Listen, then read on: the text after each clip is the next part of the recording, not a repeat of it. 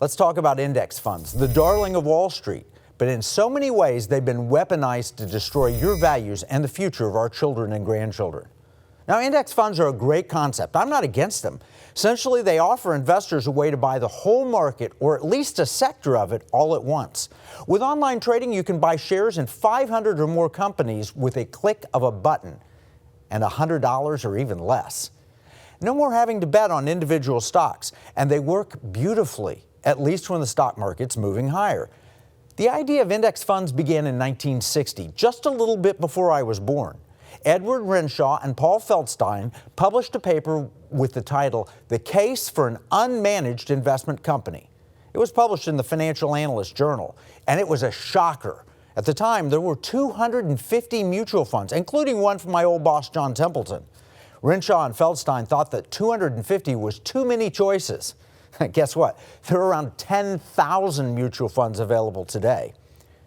But the idea of buying the whole index rather than a single stock was not entirely new in 1960. It had been tried and abandoned in the Great Depression. And when introduced in 1960, it was still very controversial. In fact, a few months after that article appeared in the Financial Analyst Journal, there was a new article written explaining why index fund investing made no sense at all. And ironically, the author of that article, hidden behind a pen name, was none other than Jack Bogle, the founder of Vanguard, the real pioneer of index funds. Starting in the mid-1970s, Vanguard built a powerful empire from the idea that it's better to buy the entire market, or at least an entire sector, rather than trying to pick winners and losers among individual stocks. So a major new industry was born in 1976, and in the 45 years since then, index funds have come to dominate the stock market. In fact, just 2 years ago, the total invested in index funds surpassed the assets managed in all mutual funds. That's a major shift that took place during my lifetime. There are plenty of good reasons for this growth.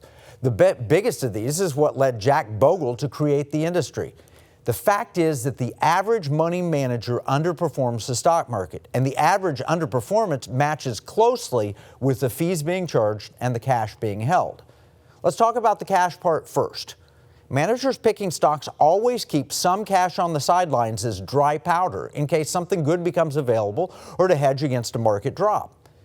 Index funds are fully invested all the time. Because the market has historically gained ground over time, that cash can be a drag on performance. This is especially obvious when the market is hitting all-time highs, as it has in recent years, and has been basically going up since index fund investing began in 1976.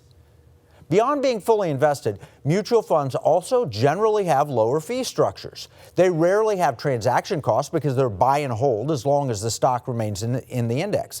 The average index fund charges about 0.15% per year, while an actively managed portfolio can have fees between 1 and 2%. As a result, CNBC recently reported that over 10 years, 85% of large cap funds underperformed the S&P 500 index, and after 15 years, nearly 92% trail the index.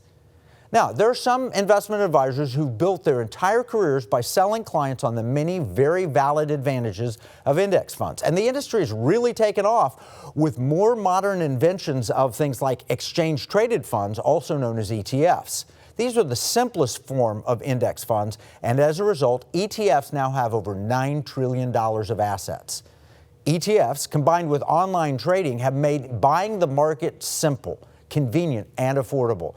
And as long as the market keeps moving higher, owning an S&P 500 ETF has proven very profitable. So what's the problem? Index funds and ETFs have democratized investing and given all Americans access to Wall Street, right? Yes. Unfortunately, there are some risks that are developing that can no longer be ignored. Some people think the risk is related to structure. Those who invest in an index fund are known as passive investors. This is compared to active investors who will buy and sell individual stocks. At some point, if all investors were passive, there wouldn't be anyone left to compare the companies in the index, look at earnings and growth, or even trade the individual stocks. We're not at that point, and we might not ever get there. But the theory makes sense and has a number of people quite concerned. This theory has sparked a huge debate between active and passive managers and investors. Has the market begun to move in a herd mentality? If we had a major drop, would everyone panic and sell out at the same time? Who'd be left to pick up the individual bargains as they emerge? Will the large companies get the most capital simply because they're in the index? These may be real risks to our market, but they're not the only risk, and they may not even be the most critical risks we face.